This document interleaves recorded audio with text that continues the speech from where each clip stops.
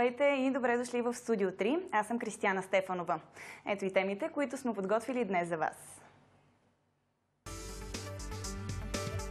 Студио 3 днес очаквайте.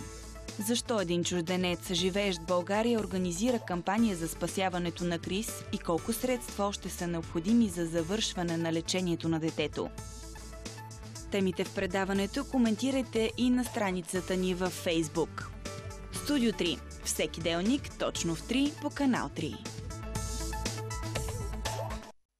В следващите минути за първи път в българския ефир ще чуете песента "Рибарите от Сан Хуан".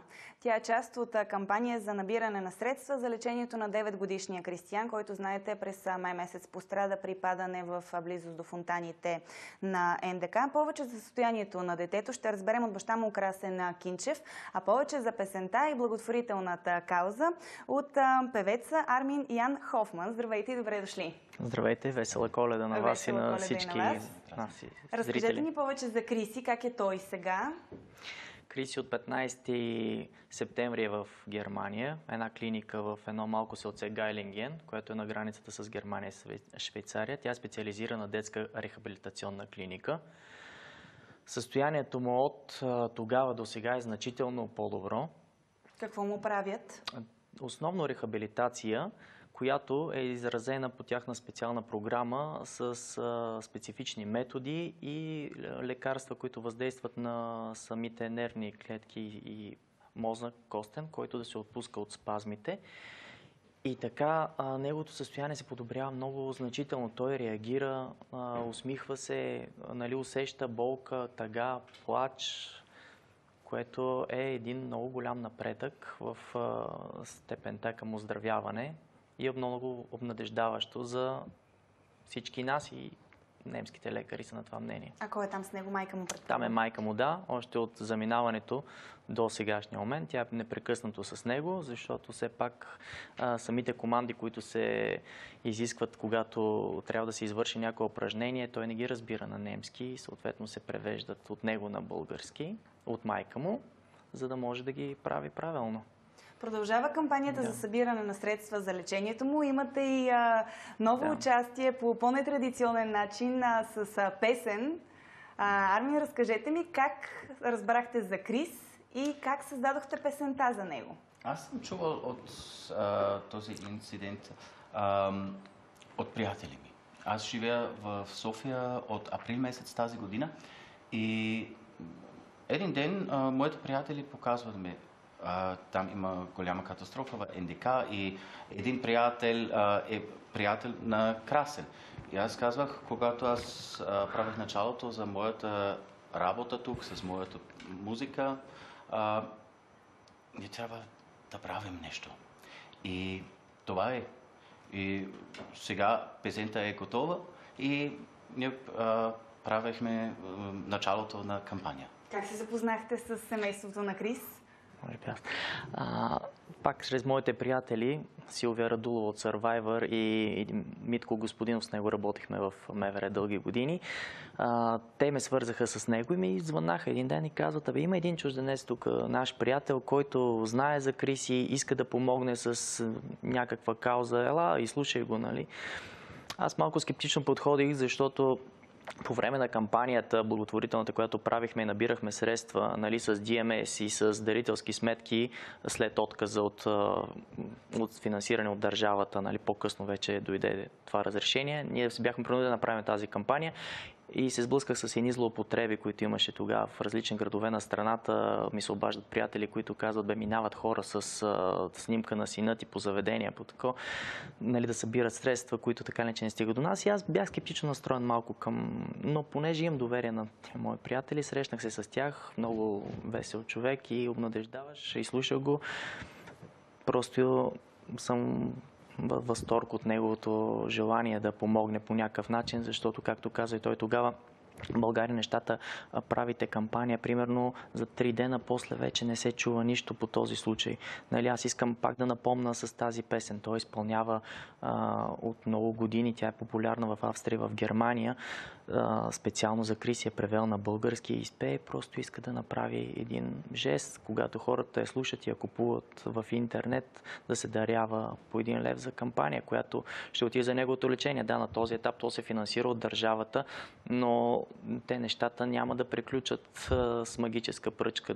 Значи лечението в Германия до 15 март, сега удължения период, но винаги ще трябват средства и за след това, дай Боже, и възможно най-дълго оставане в Германия. А какво следва след тази рехабилитация, която в момента се случва? Ами, ние не знаем тя колко време ще продължи. Нали, това и немските лекари не могат да са категорични. Трябва 2 месеца още или още 1 месец. Нали, етапите на лечение, след всеки завършен етап на лечение, те изготвят един доклад до немската здравна каса със състоянието на детето и те вече утвърждават, да, трябва още да се лекува, не трябва, и то се превежда на българските инстанции. А имате ли информация колко средства още ще са необходими за Не мога, да, никой не може да каже, дори те не знаят колко време, но колкото е по-добре, колкото повече е толкова по-добре, защото в България ние се сблъскахме с много проблеми относно това, че няма такива адекватни медицински заведения, няма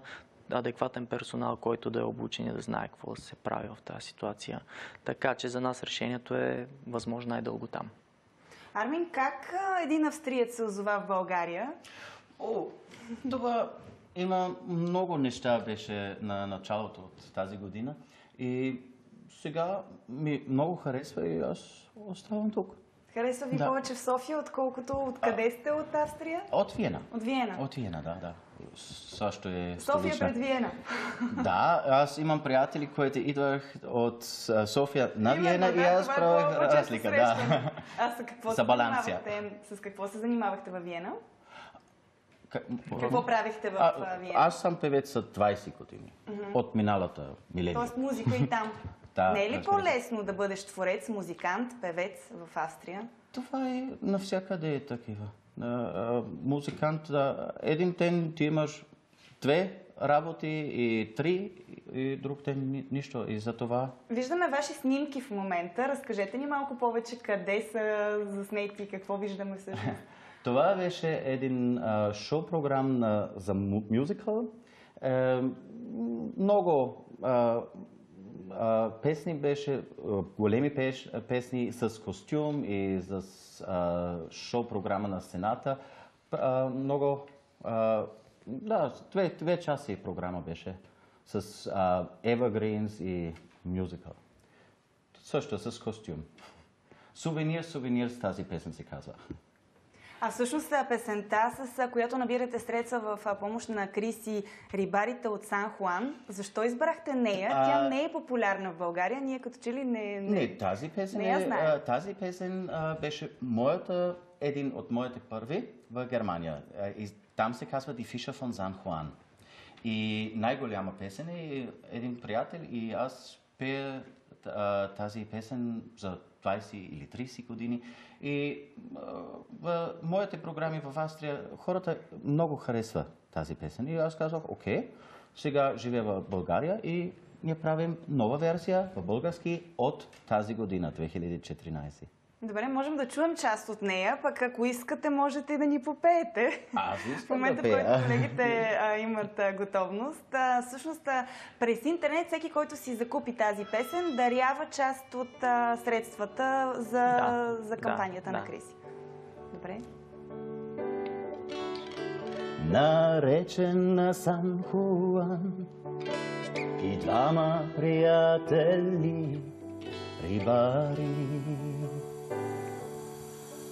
Познавам една жена, красива и нежна е тя, омаяла 2 другари. И там, край вълните бели на Сан Хуан, една макаловка пътува за свят цара. Ти знаеш текста вече. И той само знае защо не достига край. Рибарите двама с лодка от Сан Хуан. Тя им казва мило и смутено, двама да чакам не е редно, само един от вас ще бъде с мен. Утре ще има празник весел, вие тогава изберете кой ще остане с мен и любовта. Много хубава песента. Това буквалният превод ли е от немския вариант? Това е много близо, да. Само малки думи са разлика. Наистина. Разкажете ми, в Австрия как се помага ли държавата, как стоят нещата с децата, които имат нужда от помощ? Правят ли се такива благотворителни Аз знам кампании? този систем от Австрия и Германия. Там за 30-40 години имаме албум във време от винил беше. И хората, които купуват албум или песен, и те четат на ковер 5 марки на кампанията, тогава се казва "Сърцето за деца". И от тази идея да аз правих такива. Какво ви предстои от тук нататък и на двамата през 2015? Какво си пожелавате? Да се надяваме да е много успешна и много здраве, нали, както за него, за мене, за синът ми, за всички вас, за всички наши приятели и близки и познати, които ни помагат и продължават да помагат за сега. Идеята през новата година е януари или февруари да отидем в Германия. Той иска да снимаме в клиниката и да се покаже как продължава това лечение. Нали, да се разговаря с немските лекари, там тази песен и това да се презентира в Германия, в Австрия, тази идея, нали, да излезе извън България, тя е популярна песента там, хората с радост. Даже аз, когато бях сега в немската клиника и когато я пускахме, хората познават мелодията в Германия. Тук беше такива. Извинявай. Да. Моята дъщеря беше в плаж, в Сладки пясъци. И там тя пееше тази песен винаги, в немски. И хората от Германия казаха: "Чувай, тази момиче пее Die Fischer von San Juan. Чувай. Още е много популярно там. Да. Между другото, Криси много харесва морето. Ние всяка година почиваме на един къмпинг Карапяна долу на юг и той просто е влюбен в морето и ходенето за риба. Дядо му е голям рибар и много обича да ходи. Така че да, просто случайно, да, нали, то всъщност няма нищо случайно, но и наистина, когато ме пуснах в Германия, той много я хареса и просто искрицата в очите се вижда. Всички, които искат да помагат на Криси, откъде могат да получават информация за състоянието му, за сметките? В Фейсбук ли е място? Да, във Фейсбук имаме страница "Живот за Крис" се казва. Аз там публикувам всичко, което се случва към момента. Преди 2 седмици дойдохме от Германия, има много снимки, на които хората виждат съвсем реално неговото подобрение, защото те са следили състоянието и отпреди и то е значимо. Просто всеки го вижда. Дарителските сметки, които са изписани на екрана, те са и в момента отворени без DMS номера, нали, понеже той е прекратен. Всеки, който има желание, винаги може да дари средства и аз съм много благодарен на всички българи, които помогнаха. Изпитвате ли така понякога, че той не може да получи такова лечение в България, че трябва да е далече от вас, от семейството си, от близките си? Да, разбира се. Всеки човек на моето място би изпитал. И съм сигурен, че всеки се е сблъскал с нашата здравна система и в кампанията аз си говорих с доста длъжностни лица на високи постове в тази система и просто наистина идва едно разочарование, когато те самите стоят и дигат рамене и казват: "Да, за жалост, ориентирай се към Германия, защото ние нямаме адекватно, нямаме болница, която да е за деца в будни коми, когато той беше в това състояние, нямаме специалисти." Тъжно е наистина, но да се надяваме, че ще се реши този проблем. Пожелавам ви здраве и на двамата, на близките ви, на децата ви, на семействата ви и една много успешна и много по-добра 2015 година. Дай Боже за всички да е така. Благодаря много ви. здраве.